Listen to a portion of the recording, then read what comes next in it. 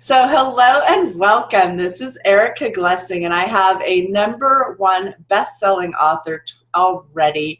I have Petrina Fava with me. Petrina is just kind of a fun and creative healer. She does her work. She's magic, and her chapter is called Dear Judgment. And I have to say, Petrina, you've really captured it like bam. Tell me a little bit about judgment and what it's done in your life, and then what releasing it kind of does for you. Yeah, well, I mean, thank you for that. The chapter, it just kind of created itself the way it did in that kind of like story way, a letter to judgment. And I think when I sat down to write my chapter, what I was aware of was the dance that I had with judgment and how much judgment has been so woven into the fabric of my life since I was very, very young. So much so that I truly don't know what it's like to live without judgment. You know, It when you, feels so normal to me. yeah, My parents divorced they separated when I was 7. And so since I can remember, my life was like swimming in judgment. You know, my parents were fighting. My mom hated my dad. My grandparents hated my dad. My dad cheated on my mom. There was fighting. My mom didn't like my dad's family. Everything about my childhood was about judgment. one of the things, and I got chills when you said that. There's so many places where our lives have been interconnected, and the one thing that really struck me was the A student. Oh, yes. I mean, because we think about judgment as, oh, you're not running fast enough, you can't be on the team, or, you're doing this, so you can't do that, or you're, all this negative judgment. But I thought it was fascinating when I tuned into that A student stuff. And tell us a little bit about that and what that was like, being kind of like wanting to be the top of the class. Yeah, and so this is a concept that I really got introduced to when I learned the tools of access consciousness. It's like we think that judgment just means negative things, but actually it's not. It's all the positive. It's all the good that we consider ourselves to be. So as a kid, I prided myself on being good in school and like great at writing and great at public speaking. And I won trophies for public speaking, and I won trophies and ribbons for science fair. And Wow. so much of, I can tap into a time before that when I just was me and I was just magic, and I was this little kid that like would just dance and play, and I didn't need validation. And then as I went to school and and I won awards and people acknowledged me or validated what I already knew. I already knew I was awesome. I knew I was magic. I knew that I had capacities. I knew this already. And Mm. then specifically when I went to school and I started winning awards and I started getting validated for being great, that it started to take this weird turn, Mm. because all of a sudden it wasn't about me knowing my awesomeness. It was about having other people validate that. And I think when I look at happiness, because I'm connecting happiness in with this, it's like the minute you shift your validation needs into your happiness, like it's like this weird thing shows up. Like, I'll be happy when I get 20 more people following me on Right. Twitter or something like that, or I'll get happy when I'm validated for this or I'm validated for that. And I look at the flow of my energy, like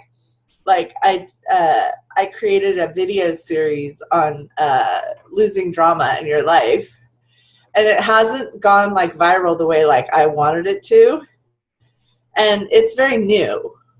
Mm. It's very cutting edge stuff. Like, people aren't even clear they have drama, much less that there's a way of living without all of it. Yeah.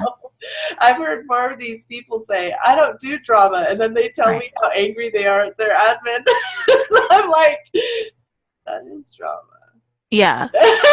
Because we decide, similar to judgment, we decide what judgment is. Right? Like we think judgment is negative points of view about ourselves or negative words from other people. It's actually not. That's not all of it. That's one part of it. But there's so how do things shift for you when you're kind of like at this place? Because I love it. She actually says, you guys, I have to tell you this. I'm going to out it. I'm going to out it right here. She actually says, dear judgment, we're breaking up.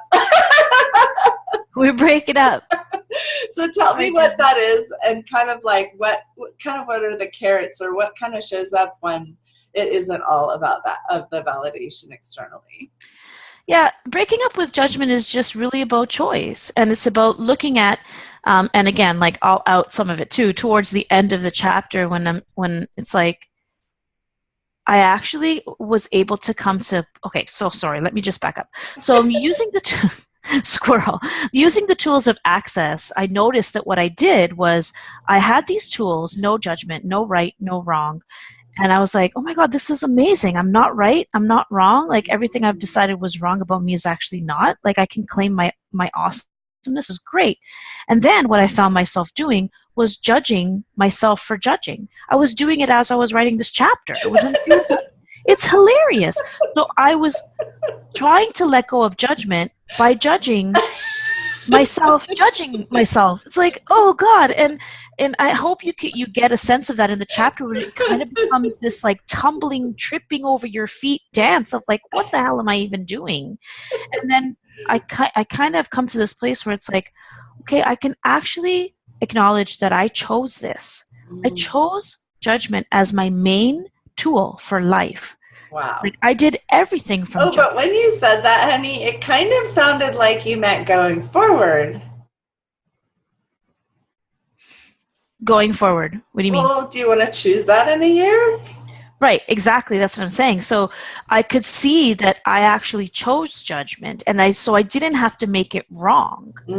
It's like, okay, I chose it. It worked for me then, but I don't have to choose it anymore, and that's the breaking up. Right.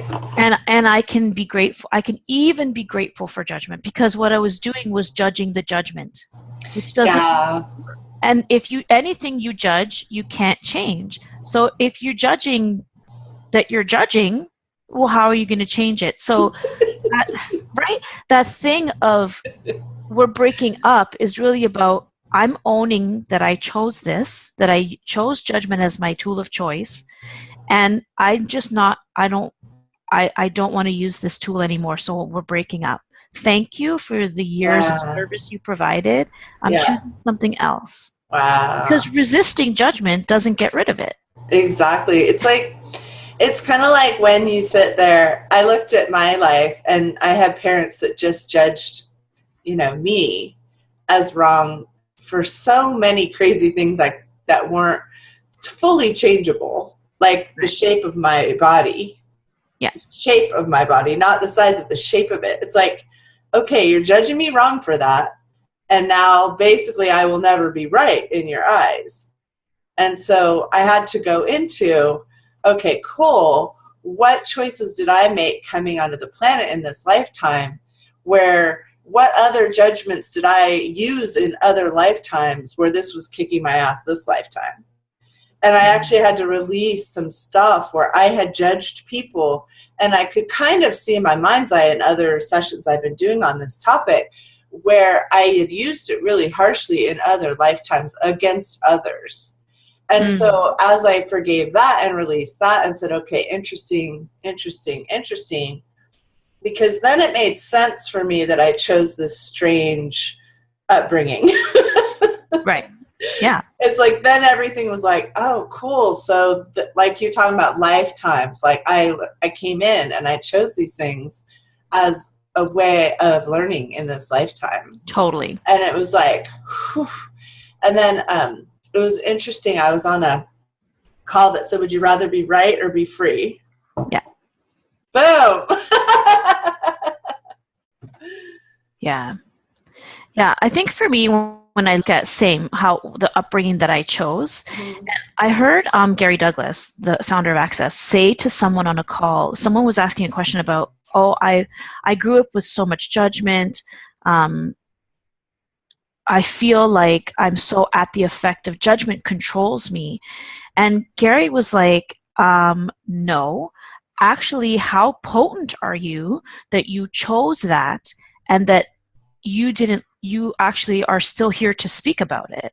So, True. what's right about you, you're not getting. Like, I mean, I could sit here and blame my mom. Like, I could blame my mom for teaching me how to judge because that's, Hmm. she did a lot of judgment. And I could sit here and be like, well, I grew up around a mother who was judgmental. And so now look at me. Like, Oh, I love I, the head thing. You you just know, we don't have teenagers. yeah, like I did, and I have done that, and I've Yeah, been like, well, look at what I grew up around. I grew up around all this judgment, and now all I do is judge myself. And I think the point in the chapter of breaking up is owning the fact that I chose that. I yeah. chose that. I chose to use judgment. I use judgment completely as motivation in my life. Everything I have done has had judgment behind it as motivation. Yeah. Um, so I chose it, and by owning it, then I can release it. I can break up with it. Wow. When I own that I actually chose it, that somebody else did not Give force it to me to me. be at the effect of judgment. I I chose know.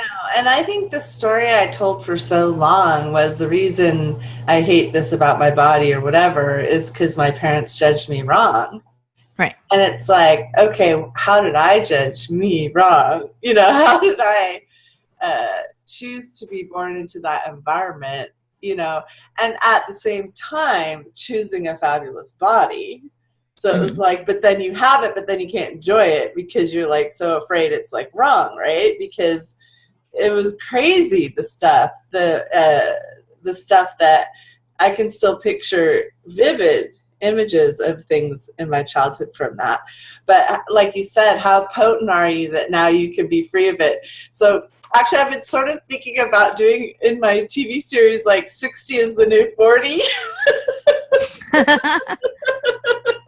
Maybe I'll call it 60 is the new 30.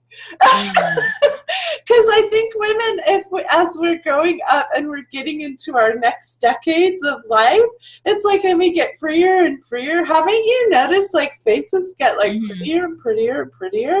Mhm. Like, I'm interviewing these people that are like older than me that look just, whew, you know? Well, because I mean, you notice people tend to let go of judgment as they get older. Like people say, "Oh, like I used to care about what people think, and now I don't even care anymore." And Yeah. how much does that releasing of judgment and letting go of judgment change your body? How do you? I just had like, I know we don't have too much time left, but I did want to ask you because you do work in a profession, in the medical profession, and tell me a little bit about how you navigate judgment, kind of when it's all around you and you're in this process of kind of releasing it. Tell me kind of what that's like and some of the tools that you've used to kind of grapple with that.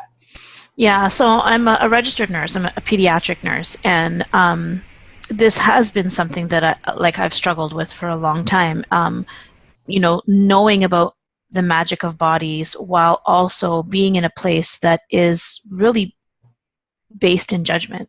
Um, and what I have learned to do is use this tool of interesting point of view. Everything is just an interesting point of view. It's been a lifesaver because I see how, I mean, judgment takes on so many faces in the medical community. So, um, I just was just talking about this on my radio show. Like, people in the medical community judge people in the metaphysical community as being wackadoodle and crazy and like woo woo, and judge families who choose alternative medicine. Mm, There's judgment and conclusion about what bodies are capable of doing and not capable of doing. true. Everything is based in conclusion, Mm. which I also find interesting because the basis of science is question, True. I just flashed on that when I studied physiology. right? A Yeah. scientist is someone who asks questions. I remember learning this like in grade 9. So there's Yeah. such a conflictual universe. It's like, wait, Wow. guys, like we're doing judgment, and we're supposed to be the people who are in question to see what else is possible. So honestly, like, I use interesting point of view.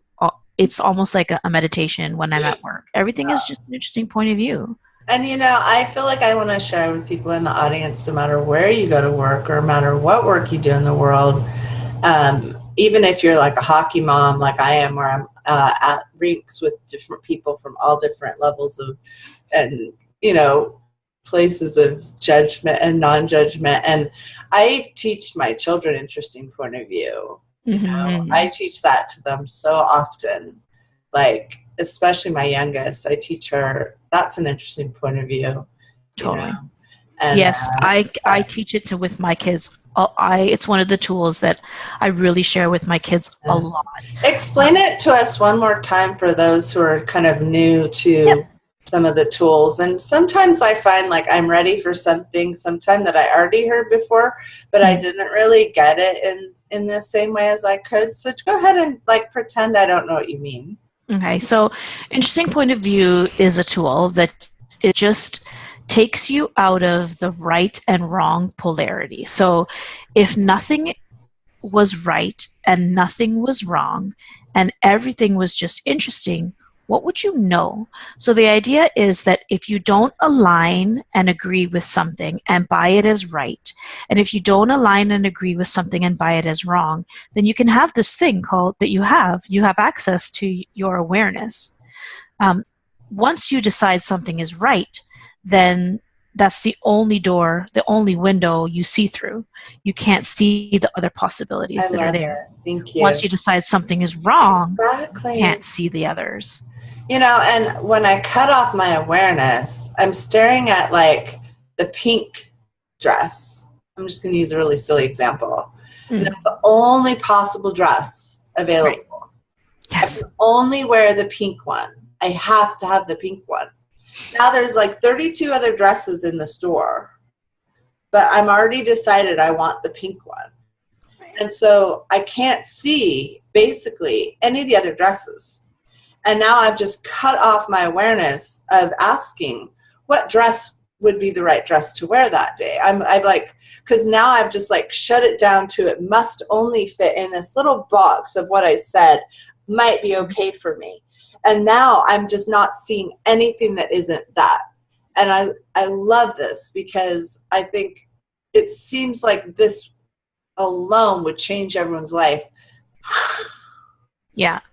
It's basically conclusion. And if I look at, the medical field, if we didn't have scientists who were asking what else is possible here that I've never considered, we wouldn't have all the amazing discoveries that we've had. At some point, someone asked a question and challenged a conclusion, this is not possible. So, right. I mean, if I can just give a quick example, like I work on the multi-organ transplant unit, and many years ago, there was a time when you would only transplant organs that were the same, like blood type as the donor and the recipient.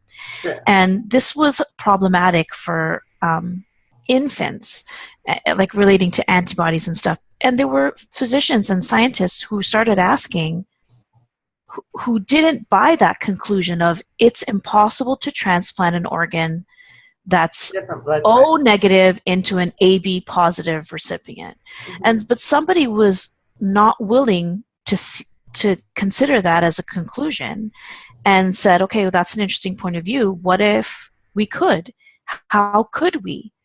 Someone started asking questions, and and now we do. We transplant that are ABO incompatible into babies because they have still very new immune systems and they're able to receive organs that are not the same blood type. So, even within a place like medicine that has a lot of conclusions, somebody is asking questions. One of my family friends, he's a doctor in the Boston area, and his job is to get the cancers that don't follow any normal protocol. So he gets the tumors that defy definition. Yeah. And his job is to try to figure out what to do next. Because because cancers a lot of time, even though they're this or that, aren't doing what the protocol says they're doing. Yeah. And then they defy all. And so his only job is to get brand new things that have never been, and they're these morphed, I mean, it's kind of weird, but they're morphed tumors that don't fit any. Yeah. They defy everybody. They're atypical. Yeah. And so he gets these like crazy situations, and every single one that he gets, his job is to be asking questions. That's right. And also he's using his intuition, because when I met him, his name's Bo, he's so cool. He's like really quick and he's super interested, and he doesn't go into judgment. He really doesn't. Like, he's this phenom doctor, and he somehow has just bypassed the whole thing. And he always just asks, what could be right here? And if he, basically someone's life is sitting right there. Yeah. Because it's always at a place where, I don't say they're wrong, but the cancer's already eating the person's life. Mm-hmm. And so it's like a really interesting job, though, because he's never, and he can't be in conclusion. He can't afford. Right. You can't be in conclusion. And you so, can't like you look said, at the even past. within the medical profession, there is room for question. Absolutely. Yeah, that's so fascinating. Question is completely absolutely required, and is the basis of science. You can't be in judgment. How are you going to discover something that's never been discovered before if you're in conclusion? How are you going to discover something that's never been discovered before if you're not asking questions? And you can't look at what's been created in the past to discover something new. I love this topic, and I feel like we could just like talk all day. I know. We could just now go into bodies and listening to bodies, and how you whisper with bodies and your magic with bodies, and that's like a whole nother topic, another book, another summit, and we're gonna let that go for now. But oh my gosh, Petrina, thank you for coming, and tell us how we can reach you and how we can find you, and tell us the name of your radio show, and so forth. So I'm the host of my own radio show. It's called Messy Adventures in Living. It's on a2zen.fm. I love doing a radio show. It's awesome. It's all about jumping in messily into your life and not waiting to have everything lined up straight. We explore a lot of cool topics. And my website is petrinafava.com. You can find me on social media at Petrina and at Messy Adventures, and I'm all over social media. Awesome. Thank you for your time too. And you can find my books on Amazon, Creations, and also Possibilities in Parenting.